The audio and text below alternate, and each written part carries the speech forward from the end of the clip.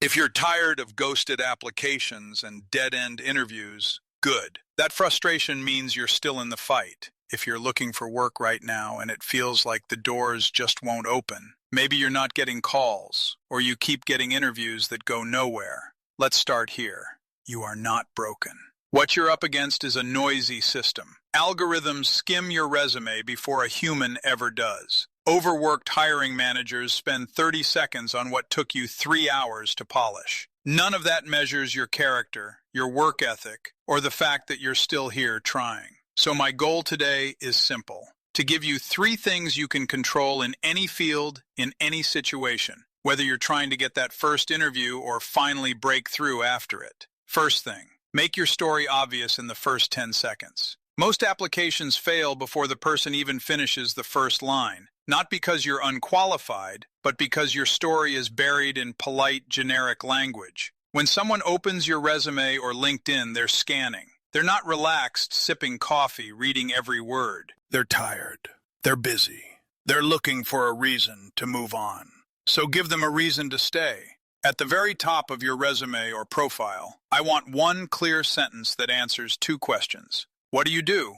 And why does it matter? Something like, I help small businesses stay organized by managing schedules, customers, and daily operations. Or, I help teams solve technical problems quickly by finding root causes and fixing them under pressure. Not a mission statement, not a life story. One clean line. If a stranger can read that and say, I get who this person is and what they bring, you have already separated yourself from the pile of vague, forgettable applications. Second thing, prepare to show, not just tell, in the interview.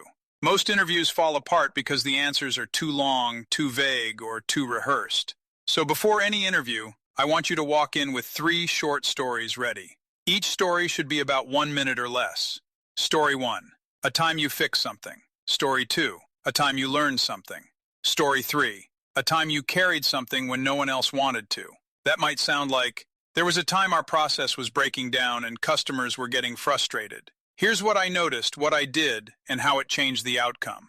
Or, I made a mistake early on. Here's how I owned it, what I learned, and how that helped the team later. Keep the structure simple. Here was the problem. Here's what I did. Here's what changed. You don't need big, dramatic hero moments. Employers are listening for evidence. They want to know, can you see problems? Can you act? Can you learn? Do things get better when you're involved? Show them in small, concrete ways that the answer is yes. Third thing, turn every rejection into information. Rejection hurts. It's also the moment where most people disconnect. They hear no. They vanish. They start doubting themselves in silence. You're not going to do that. Every time you get turned down after an interview, I want you to send a 2-sentence follow-up. Sentence 1, thank you for the opportunity to interview. I'm committed to improving. Sentence 2, could you share one skill or area I can strengthen to be a stronger candidate next time? That's it. Not a long explanation, not a debate, just a professional, calm question. Some people won't reply. That's fine. The ones who do will give you insight that most candidates never ask for. And whether they realize it or not, you've just shown them how you handle disappointment, with maturity, humility, and a desire to grow. That sticks. So let's pull this together. You can't control every algorithm. You can't control how many people applied or what happened in that company's budget meeting yesterday. But you can control 3 things. You can make your story obvious in the first 10 seconds. You can show your value with real, concrete examples. You can turn rejection into data instead of self-doubt. None of that is about being perfect. It's about being intentional. I'll leave you with this. You are not competing with millions of people. You are competing with the smaller group of people who are still willing to keep going when it gets frustrating, boring, or discouraging. Every application you send is a rep. Every interview is practice. Every no is a chance to refine your yes. You are not just looking for a job. You are building the version of yourself who will walk into that next role ready, sharpened by everything you've been through to get there. You're not behind. You're building.